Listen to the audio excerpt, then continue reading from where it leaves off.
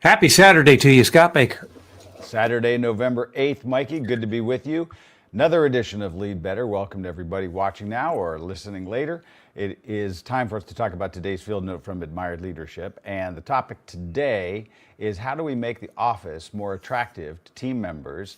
I kind of feel like I never expected field notes to start becoming about interior design, but here we are. Yeah, it is a different field note for what we're normally doing, but Right, very much. this is a unique issue that is maybe once every 70 years or so, the workforce, the leadership force needs a reminder of something like this, and this does go in like cycles as to like when this kind of thing happens. And our cycle this time around was probably kicked off by the pandemic, by the shutdown For sure, yeah. that took place. And as a result of that, a lot of people were able to work from home. And that was change management that really wasn't managed at all. Everyone was intentionally sent home to work. And workforces needed to figure out very quickly how it is that they were going to do this remote kind of work. Unless you were essential, and then you always came in, right? And which is a fun word to kind of throw in there. Think about the philosophical message to everybody else, though. Yeah, right. Oh no, I remember thinking that, right? And so, and it really right now, the AI CEO of your company is saying, "I'm not sure any of you are essential." Right, yeah. An odd word that kind of there was no real like emergence of that word. It's just all of a sudden we started using it, right? And it was probably because it was the American government that started using it first. And then we all just adopted as to what that was using. So yeah, kind of unique. And so the recommendation comes pretty quickly here because we have an issue that leaders are recognizing that even though everyone appreciates the ability to stay remote and kind of set their own, parameters around what work looks like, and I can just zoom in and talk with my team whenever I need to, but having the freedom to be able to, go into my own kitchen and prepare my own meal or cook my own snack or whatever. And in a lot of ways, set my own schedule is something that I don't want to trade for anything. It feels like me having the ability to be around my kids, be around my own home is such an appealing thing that the collaboration that comes from being in the office isn't as important to me anymore. And the kind of synergy that comes from actually rubbing shoulders with people in the hallway isn't the priority for me as a worker anymore. So, now the change management to get me back in the office is going to be 3 times as hard as much as the change management that got me to start working remotely in the first place. What are you going to do? Yeah. Well, I'm going to go hard on this issue in a minute, but let's deal with what's right in the field note about the advice to those who are running the workplaces to say, how's your workplace? Maybe you need to make it more attractive. Now, the case study inside this field note is not one that is sort of necessarily approachable to all of us, right? So JP Morgan has this new headquarters, and I have a feeling, I don't know this for certain, but that perhaps the field note, maybe Randall, the founder of our organization, has spent some time there. I know he spent plenty of time at JP Morgan, but this $3 billion new headquarters that has this 60-story fortress, and the list is here. There's a Michelin-starred vegan restaurant. They have a specialty cafe that serves protein shakes. And that cafe, by the way, is kind of in a cool Airstream, trailer. They've got a dozen or more other eateries in there. Of course, there's a gym that's sort of a requisite. And so the whole thing kind of feels like some science fiction movie. You go and you reserve your meeting rooms biometrically. Then you can also have this English-style pub, for getting together later if you want to have a beer with everybody after work. So that sounds kind of cool. And so part of it is, we'd love you all to come back to the office. So in order to do that, we're going to have to make it feel like some Christmas wonderland, I guess. Yeah, it's kind of funny though. Like if we look here at the side, I brought this up as the video. Not that I want to show the video. It's a puff piece, the video is. So it actually makes the building look great. But the comments here, look at these top comments. Wasting all this money when people would rather be happier at home. Executives will literally pay for anything but your time. All these amenities are just meant to keep people in the building longer in order to keep longer work hours. You know what's better than this? My own home, right? Like comment after comment after comment that is just like this. So even though this building is great, like the kind of challenge that we're talking about, like the reason that this is a field note to begin with, is exactly what it is that we're talking about. People don't want to go into the office at all anymore. This is a huge change management problem. Well, here's the way that I would respond. Here's how I am responding to the people in these comments, which is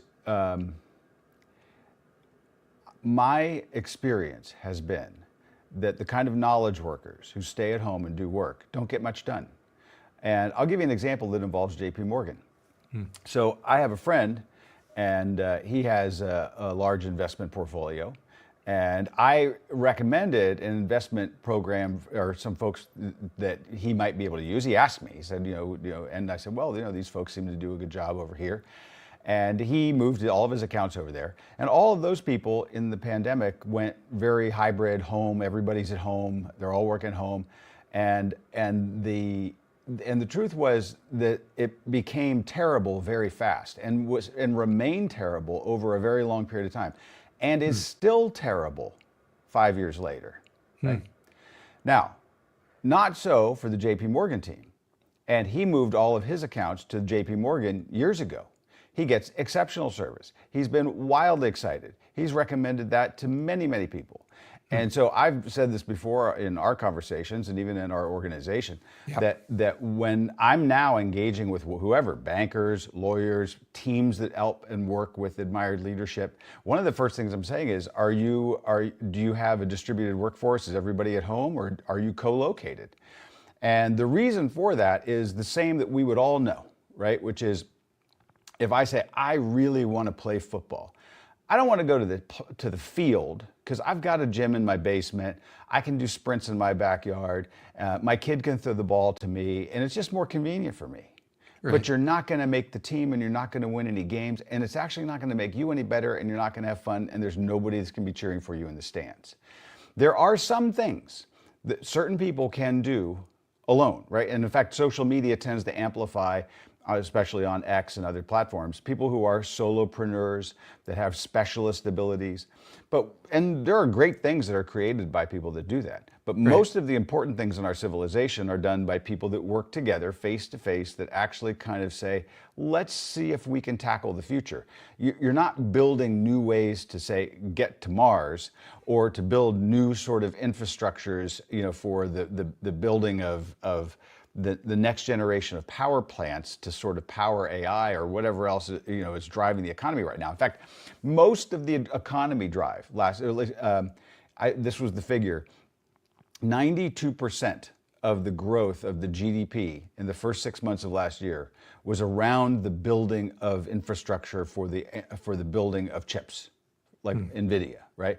If we had taken all that away, it would have been 0.1% GDP growth in the first 6 months of last year. Right. So you can say, hey, they want to pay for everything but your time. What are you talking about? The people that work in that JP Morgan building in Midtown Manhattan, I'm not even going to put a figure. I'll do it this way. We pointed out the other day that the average Facebook employee, not JP Morgan, I'm just using this because I saw the figure, not the average of the highest paid and the lowest paid, but the typical. I always forget whether it's the mean or the median or whatever else it is. I'm not a metrics guy. Is like $350,000, right? Now, there are a lot of people. I'm just saying that I'm going to guess that there's a lot of extraordinarily high-paid people working at that JP Morgan building in Manhattan. There are a lot of people. I would venture to say tens of millions of people, right, who would say, I think I'd leave my house. Yeah. Right?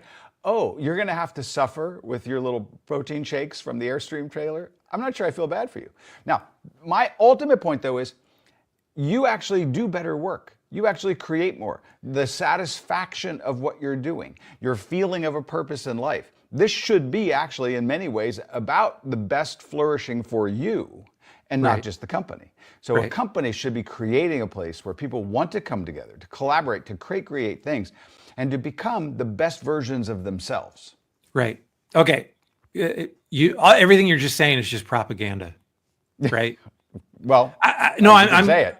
I'm sure, like the people who are leaving these comments on there, even though they're articulating their point of view, like they probably don't have this JP Morgan headquarters to be able to go to. And at the end of the day, are these complaints? But listen, most people have to do jobs where they are with other people and doing things. There's a few complaint-oriented people who like to be on social media, who are the knowledge workers, like me, right? Who would be like, hey, it's very convenient for me. My office is in over my garage across the driveway, right? I can get there in 44 steps. So, but if we had more people where I was or co-located, I would be doing better work myself if I were co-located with people. And in fact, I know that I'm probably not the best version of myself. This is not propaganda. I think it actually goes to the essential nature of human beings. And in fact, I'm not surprised about any of this at all. Even in our own organization, 3, 4, 5 years ago, even like 3 years ago, people were like, nope, nobody's going back. All these buildings will be empty. Nobody. And I was like, well, I just think that the organizations that get people together are going to create amazing things. They're going to serve their clients' needs far better, and they're going to clean the clocks of everybody else. Yeah. And I do think that in the place where we're at right now, and you don't have to read very much, but you'll know that the people that are projected to lose jobs because of AI in the next 18 months, 5 years, 10 years are these people. Right. It's not the people. I'm actually at right now a Tech Future conference, and there's actually a lot of blue collar people represented: truck drivers, auto mechanics, diesel engine repair guys. They all are going to have jobs for a long time, right? Yeah. And so when you're moving, and Sam Altman talked about this with Tyler Cowen last week. He's like, yeah, I expect that OpenAI will have an AI CEO in 2 years. In 2 years, right? That you won't need me, Sam Altman, to be running this company, and AI will do it. He said, but for the things in this world, healthcare, all of these other things, when you're moving, dealing with human beings and moving atoms around in the physical world, you're going to have to be present. And there's amazing things that need to be done, and an enormous amount of work that needs to be done by actual human beings. But you're not going to be able to do it sitting in your den.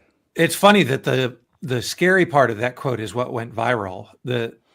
The justification for why he was saying it didn't go viral at all. Yeah, right.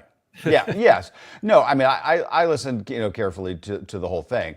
Right. So my point is actually, I do think that leaders need to be, that this is not a toss-off field note about just like, hey, have a nice, place to work. I actually think that right now, the idea of what does it mean to be human in a digital AI age should be a very central philosophical, strategical, practical issue for leaders to say, just in the way that we would want to create our homes where our families would flourish, we would want to create our workplaces where our teams can flourish and where we can do our best work and become the best versions of ourselves. And I think if you ignore that or think it's going to be a different future, I think you're going to be very, very wrong.